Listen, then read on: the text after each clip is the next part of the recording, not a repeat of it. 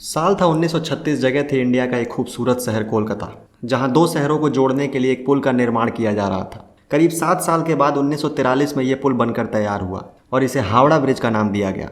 अपने बनने के साथ ही ये पुल पूरे कोलकाता की पहचान बन गया।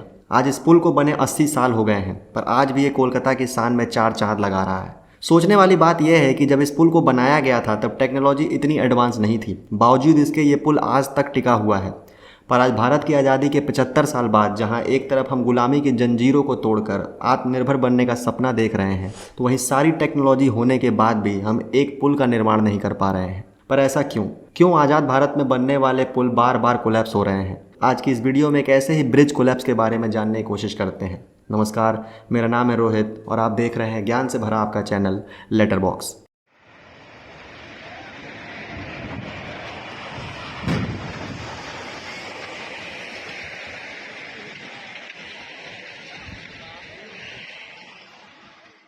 ये वीडियो है भारत के एक प्राचीन शहर बिहार की। एक शहर जो सदियों से दुनिया को ज्ञान का महत्व समझाते आया है। अपने इतिहास और कल्चर के लिए मशहूर ये राज्य आज एक बहुत ही बुरे वक्त से गुजर रहा है। करप्शन, घूसखोरी, गुंडागर्दी सब चरम पर है। इसका जीता जागता एग्जाम्पल है हाल ही में हुआ ब्रिज कोलैप्स। दरअसल बिहार में एक शहर है भागलपुर, जहां साल 2013 में गंगा नदी के ऊपर एक पुल को बनाने का काम हरियाणा की एसपी सिंगला कंस्ट्रक्शन कंपनी को दिया गया। साल 2014 में इस पुल के कंस्ट्रक्शन का काम चालू हुआ, पर करीब 9 साल और 1700 करोड़ की लागत में बन रहा ये पुल 5 जून की शाम को महज 10 सेकंड के अंदर ही जमींदोज हो गया। पुल का एक बड़ा हिस्सा गंगा नदी में गिर गया। इस पुल के गिरने की ये घटना कोई नई नहीं थी।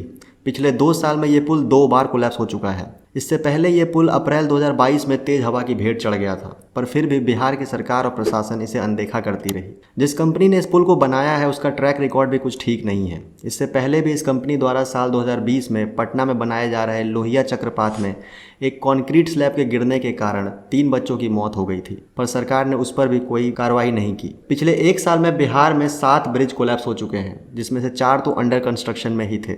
ऐसा नहीं है कि सरकार को इसके बारे में कुछ पता नहीं है। मौके मौके पर बिहार के ही लोग सरकार को इस बारे में चेतावनी देते आए हैं, पर सत्ता के नशे में चूर बिहार के सीएम किसी और ही दुनिया में है। ये वही सीएम है जिन्होंने हाल ही में बने पार्लियामेंट हाउस को यूजलेस बताया था और उस पर किए गए खर्चे को भी वेस्टेज ऑफ मनी बताया था। उनके हिसाब से ये पार्लियामेंट इंडिया की हिस्ट्री को डिस्ट्रॉय करने के लिए बनाया गया है। पर नीतीश कुमार जिस इतिहास को बदलने की बात कर रहे हैं, उन्हें एक बार अपने गिरवान में झांक कर देखना चाहिए कि पिछले 20 साल के अपने पॉलिटिकल करियर में सिर्फ पार्टियां बदलने के अलावा उनकी सरकार ने ऐसा कौन सा काम किया है जिसने बिहार की ऐतिहासिक धरोहर को फिर से जिंदा किया हो। बिहार की आबादी आज 12 करोड़ से ऊपर है, पर लगभग 50% से ज़्यादा लोग गरीबी रेखा के नीचे जीने को मजबूर हैं। एजुकेशन, हेल्थ, लिटरेसी, इनकम हर एक क्षेत्र में बिहार पिछड़ा हुआ है। भारी मात्रा में युवा बिहार छोड़ के दूसरे शहरों में रोजगार के लिए जाने को मजबूर हैं, पर बिहार के सीएम को ये कोई समस्या लगती ही नहीं है। उनके हिसाब से तो ये उनकी फ्री चॉइस है। उनके हिसाब से जो चीज़ देश की शान बढ़ाए वो वेस्टेज ऑफ मनी है। तो क्या 1700 करोड़ की लागत में बना ये पुल वेस्टेज ऑफ मनी नहीं है?